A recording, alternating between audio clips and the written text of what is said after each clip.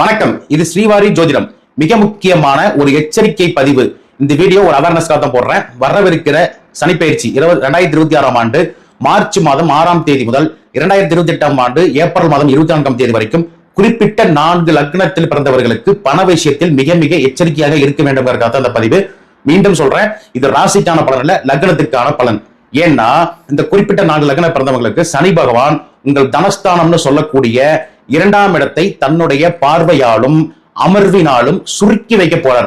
சனி பார்க்கிற இடம் சுருங்கிரும், அதே மாதிரி சனி அமர்ந்த இடமும் சுருங்கிரும். அந்த 4 லக்னங்கள் எதுன்னு பாக்குறப்போ முதல் லக்னமா மேஷ லக்னத்தை சொல்லலாம். மேஷ லக்னத்துல பிறந்தவர்களுக்கு 12ஆம் இடத்துல இருந்து சனி பகவான் உங்க தனஸ்தானம் சொல்லக்கூடிய 2ஆம் இடத்தை பார்க்கறதால தெரியாத நபர்களாலும் தேவையற்ற பயணங்களாலும் விரயம் வருவதற்கான வாய்ப்புகள் இந்த காலகட்டத்தில் உண்டு. யாரோ ஒரு 3ஆம் நபரை நம்பி பணத்தை கொடுத்துட்டு ஏமாறுறதுக்கான வாய்ப்புகளும் இந்த காலகட்டத்தில் சர்வ நிச்சயமாக உண்டுங்கிறத மைண்ட்ல வச்சுக்கீங்க. அடுத்ததா சிம்ம லக்னம். உங்களுக்கு அதாவது அஷ்டமத்துல 8ஆம் இடத்துல சனி பகவான் இருந்து சனியோட 2ஆம் பார்வையாக உங்கள் 2ஆம் இடத்தை பார்க்கறதால வாழ்க்கை துணையாலோ அல்லது மாமனார் வழி உறவுகளாலோ திடீர்னு செலவுகள் ஏற்படுறதுக்கான வாய்ப்புகள் இந்த காலகட்டத்தில் உண்டு. மிக முக்கியமா எதிர்பாராத மருத்துவ செலவுகள் வருவதால கையில் இருக்கும் பணத்தை கரைக்க வேண்டிய சூழ்நிலைகளுக்கு நீங்க ஆட்பட வேண்டியதா இருக்கும். அடுத்ததாக விருச்சிக லக்னம்.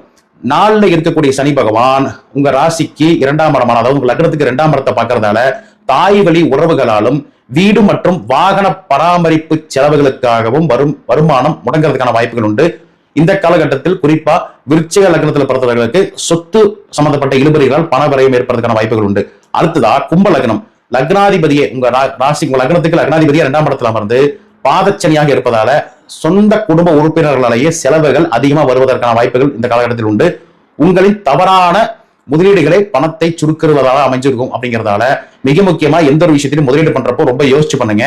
இதுல முக்கிய அறிவுரையா சொல்லணும் அப்படின்னா, இந்த 4 லக்னத்தில் பிறந்தவர்களும் இந்த காலகட்டத்தில் புதிதாக கடன், அதாவது நீண்ட கால கடன் சொல்லுவாங்க இல்லைங்களா, அந்த கடன் வாங்காம இருக்கிறதுக்கு முயற்சி பண்ணுங்க.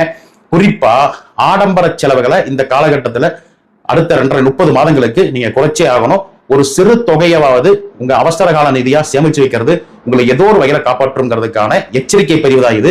இதுக்கான பரிகாரம் பாக்குறப்ப பரிகாரம் பெரிய அளவுக்கு இது எஃபெக்ட் பண்ணாது. இருந்தாலும் இந்த தடைகள் நீங்க சனிக்கிழமை தோறும் உழைக்கும் வர்க்கத்தினருக்கு அல்லது உடல் ஊனமுற்றவர்களுக்கு உங்களால முடிஞ்ச அன்னதானத்தை கொடுங்க.